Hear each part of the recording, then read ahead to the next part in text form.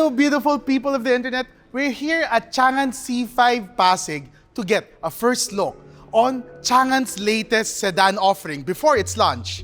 Meet the Changan Eado Plus. I'm Nick Scalanok, and you're watching CarGuide.PH.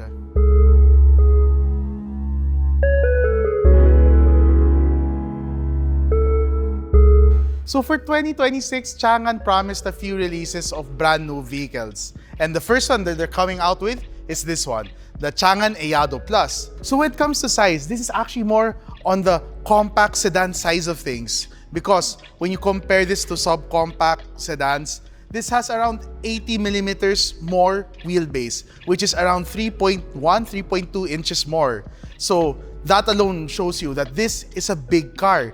And with Changan Philippines pricing this on the subcompact territory, it is easy to see that the value of the Changan Eado Plus is size. So let us go around the vehicle to show what it has and what you get out of this car. So the Changan Eado Plus will be coming in two variants. So there'll be an entry-level one and this one, the top of the line, the Lux variant. So both of them will be getting a 1.5-liter Blue Core gasoline engine. And for the transmission, it'll come with a 7-speed WED-type dual-clutch transmission. So when it comes to city drives and highway driving, you can tell that this one is going to perform. And by the numbers, this has 105 PS and 145 Newton meters of torque. And for a subcompact car like this, I think that's more than enough. It's pretty good numbers. What I like about the front hood over here, it has a very Changan aggressive styling. So the later Changans that have been released, they have this nice front grille design. I actually like it personally. I like it because it's very organic. It's like blades of grass. And then here at the front, we have LED DRLs, so it looks good day or night.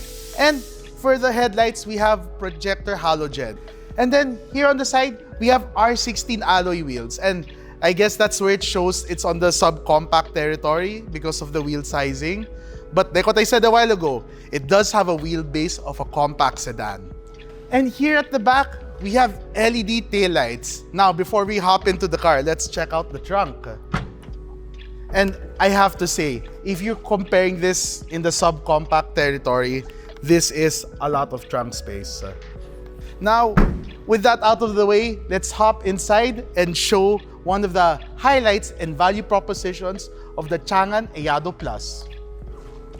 Okay, guys, stepping inside the Changan Eado Plus, I am thoroughly impressed with the interior design. As I was sitting down, that's when I noticed these seats feel like racing bucket seats because here, if you check on the sides, it actually holds you nice and cushiony.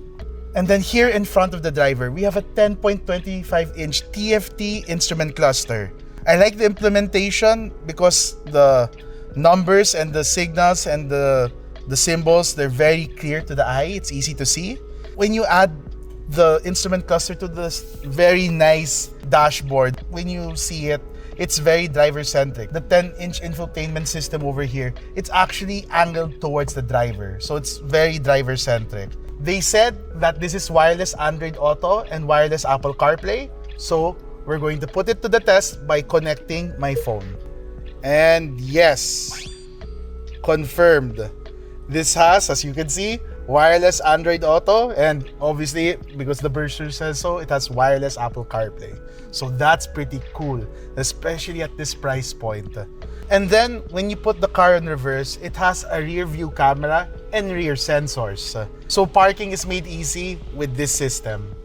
Look at this, even the steering wheel, it is adjustable. So you can see that with the Changan Eado Plus, there's a lot of tech, there's a lot of value with the car. And you can see that this car is priced at the subcompact category, but offering things that you find in compact sedans. And the biggest factor on that is the space. So let's move to the back and see how much space you get in this car. I'm a 6-foot guy and a pretty big guy, so I move the seat almost all the way back. So this is to my driving position. So when I enter this car, it's actually really easy, even for a big guy like me. And considering my size, look at that amount of legroom with the seats almost all the way back. And look at that headroom, it's more than enough. And then when it comes to shoulder room, if I sit down properly and expand my shoulders, I am just almost at the middle of the car.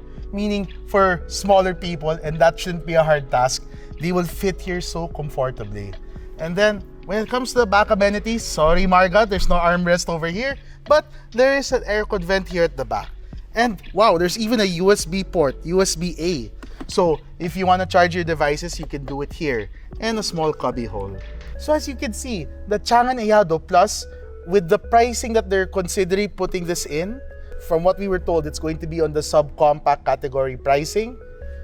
You get all this, and the value proposition, I think, for this car is the amenities that are afforded to the driver and all this legroom and headroom you get in a sedan package. And that is where the Changan Eado Plus shows its flying colors. As of this time of recording, we weren't able to get the indicative price of the Changan Eado Plus because we're recording this actually way before the launch. So when the launch happens, we'll put the pricing on the description or maybe a super here on the video. But in any case, one thing is for sure, Changan Philippines wants the Changan Eado Plus to be a value pack sedan, giving you compact size with subcompact pricing. So for more information about this car, you can check out their website. And if you want to see it in person, you can go to the dealership nearest you. Until then, I'm Nick Skolanok, and we'll see you on our next video.